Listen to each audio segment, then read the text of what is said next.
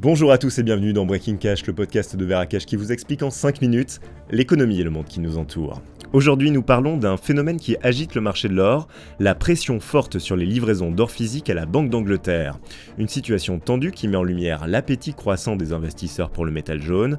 Tension sur l'or, pourquoi Londres peine à livrer New York, c'est le nouvel épisode de Breaking Cash. Breaking Cash, un podcast Veracash. Mathieu de Hossabaros. Le marché mondial de l'or fonctionne sur un équilibre délicat entre l'or papier qui représente des contrats financiers et l'or physique stocké dans des coffres forts bien gardés.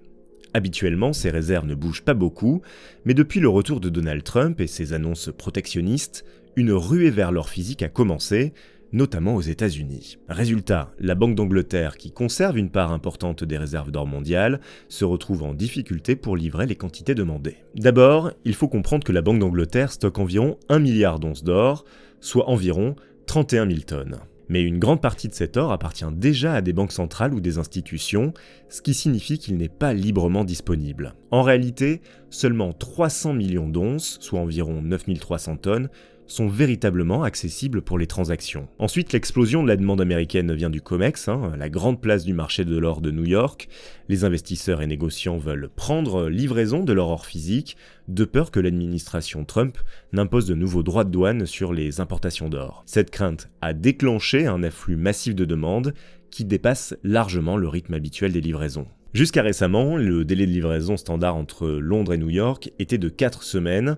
Aujourd'hui, il a doublé pour atteindre 8 semaines. Et pourquoi un tel retard ? D'abord, la logistique des transferts d'or est extrêmement complexe. Chaque lingot doit être certifié, sécurisé et transporté selon le protocole strict. Ensuite, la demande ne vient pas seulement des États-Unis, car la Chine et d'autres pays asiatiques, inquiets de la stabilité économique mondiale, cherchent eux aussi à renforcer leurs réserves d'or physique. Enfin, les stocks du COMEX à New York ont explosé. En quelques mois, ils ont augmenté de 75%, et avec l'arrivée de 383 tonnes d'or en provenance de Londres, cette soudaine concentration de l'or physique à Manhattan réduit encore davantage la disponibilité du métal en Europe.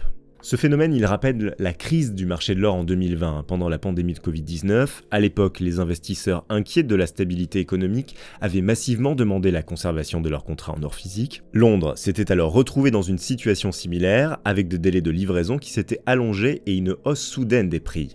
Comme souvent en période de tension sur le marché de l'or physique, le prix du métal jaune augmente depuis ces annonces. L'or a grimpé dans toutes les grandes devises, en dollars, en euros, en livres sterling et même en francs suisses. Les investisseurs se tournent de plus en plus vers cet actif refuge, ce qui alimente encore plus la hausse de prix. En conclusion, cette pression sur les livraisons d'or met en lumière l'importance de l'or physique dans le système financier mondial. Entre les craintes protectionnistes de l'administration Trump et la demande croissante des investisseurs, le marché de l'or est de plus en plus sous tension, et une chose est sûre, c'est que cette tendance pourrait encore s'accentuer si les politiques économiques américaines continuent de favoriser l'accumulation d'actifs tangibles. Merci d'avoir écouté cet épisode de Breaking Cash, j'espère qu'il vous a plu, n'hésitez pas à le noter, à le partager, à le commenter et même mieux à vous abonner à notre chaîne. À très bientôt pour une nouvelle analyse économique et financière.